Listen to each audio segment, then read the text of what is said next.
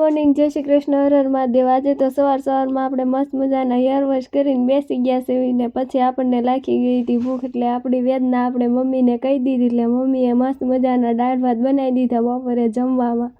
અને આપણે સૂઈ ગયા અને 3 વાગે જાગીને સીધો આપણે ચાનો કોટો ચડાવવાનો છે। ચા બનાવી નાખી, ચા અને પૂરી ખાઈ લીધું ને પછી આપણે નીકળી ગયા ચેવડાનો સામાન લેવાનું કીધું મમ્મી, એટલે આપણે પહોંચી ગયા કરિયાણાની દુકાને અને મમરા ને પૌવા ને બધું લઈ લીધું છે। ચેવડાનો સામાન આપણે બધું લઈને આપણે ઘરે પહોંચી ગયા ને જો આપણે બધું તે ફ્રાય કરવા માટે લઈ લીધું છે, ભૂંગળી ને પૌવા ને બધું ને પહેલાં તો આપણે ભૂંગળી તળી નાખી, પછી બટેટાનું સીણ ને પછી મકાઈના પૌવા ને ચોખાના પૌવા ને લાસ્ટમાં આપણે સિંગના દાણાને પણ તળી નાખ્યા છે।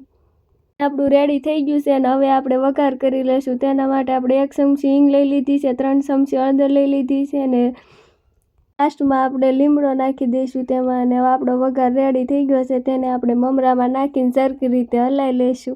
આપણે બધા ઘરના મસાલા નાખી દઈશું, લાલ ચટણી પાવડર છે અને મીઠું છે અને દળેલી ખાંડ છે બધું, અને સણસણ સારી રીતે મિક્સ કરી દેવાનું। પછી આપણે જે તળીને સાઈડમાં રાખ્યું હતું તેને પણ તેમાં એડ કરી દઈશું। હવે બધું સારી રીતે મિક્સ થઈ જાય એટલે આપણો સેવડો રેડી છે, ડન।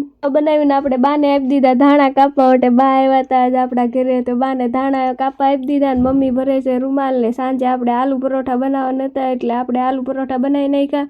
અને આવા જ બ્લોગ જોવા માટે આપણને ફોલો કરતા રહેજો। તો નવા બ્લોગમાં ત્યાં સુધી ટાટા બાય બાય।